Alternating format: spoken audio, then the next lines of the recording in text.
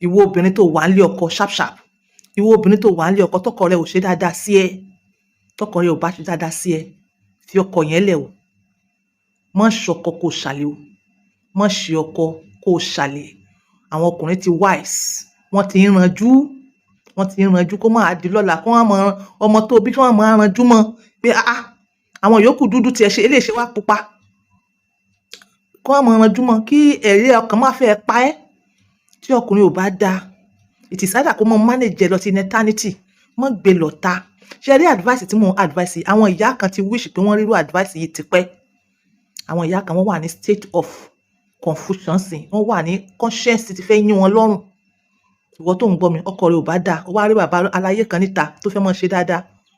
Rárá o, mọ́ gbé oúnjẹ olóńgbò ọkọ rẹ, mọ́ gbé oúnjẹ ọkọ alẹ́ ọkọ rẹ, mọ́ gbé fún olóńgbò jẹ o. Tó bá di lọ́la, ìwọ ni wàá face consequences náà. Torí question pọ̀, question máa pọ̀. Kíní yẹn dẹ̀ ó lè fún ẹ ní depression, ó lè fún ẹ ní sadness ayérayé. Ọkọ yẹn ò bá dáa, wàá manage ẹ̀, wàá pàdé rẹ̀ mọ́, wàá bí gbogbo ọmọ ẹ̀ tán fún náà ni. Wàá bí gbogbo ọmọ ẹ̀ tán fún nítorí embarrassment, nítorí disgrace. Ẹ̀yin náà wo bó ṣe ń ṣẹlẹ̀ ńsìn. Tí ọkọ yẹn ò bá dáa, ó wá fẹ́ jáde síta, fi ọkọ lẹ̀ pátápátá, lọ fẹ́ àlè rẹ̀ yẹn nítorí ìbànújẹ́ ọjọ́ iwájú. You understand? There are some past, it will not go away. Some past will not go away. Okay, ẹ̀yin tí tèmi tẹ́ mọ́ sábà follow mi lórí apps. Mo máa ń sábà sọ 1 or 2 apps tá a mọ̀ pé ó ti ṣiṣẹ́ fáwọn èèyàn. Ẹ̀yin tèmi tá a mọ̀ pé ó ti ṣiṣẹ́ fáwọn èèyàn. Ikọ́ fèrè, kíyàn mọ̀ wúkọ́ burúkú ó ti lo oríṣiríṣi nǹkan, ò mọ̀ nǹkan tó fẹ́ lò again. Try eléyìí, nǹkan méjì mẹ́ta, try, ó máa ṣiṣẹ́ fún ẹ. Mo fẹ́ kó lọ wá ìbẹ́pẹ, síìdì ìbẹ́pẹ tó ti pọ́n, áǹfù, dà sẹ́nu kó tó jẹun, kó rún, kò easy o, kó rún, tó bá rún jẹ, mú ọsàn kó múlé, mú ìbẹ́pẹ náà kó jẹ́lé níwọ̀nba, mú grape kó jẹ́lé kó wá mumi sí. Mọ́ sábà máa ṣe láàárọ̀ kó tó jẹun. Ìwọ tí ò ń wúkọ́, bákan náà wàá lọ bá mi ṣe remedy yìí. Wàá lọ wá ọ̀gẹ̀dẹ̀ odò, bóyá màá ṣọ́ ẹ lórí fídíò. Ọ̀gẹ̀dẹ̀ odò particularly ó dá fún ikọ́ burúkú, ó dá fún ikọ́ asthma. Wàá lọ bá mi wá ọ̀gẹ̀dẹ̀ odò, wàá lọ bá mi wá àlùbọ́sà funfun, ó di 2.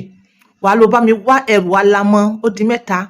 Wàá bá mi wá gálíìkì, ó di 4. Wàá bá mi wá ginger, ó di 5. Wàá bá mi wá bitter cola yẹn, ọ̀gẹ̀dẹ̀ odò yẹn níwọ̀nba size tó bá rí bí kékeré.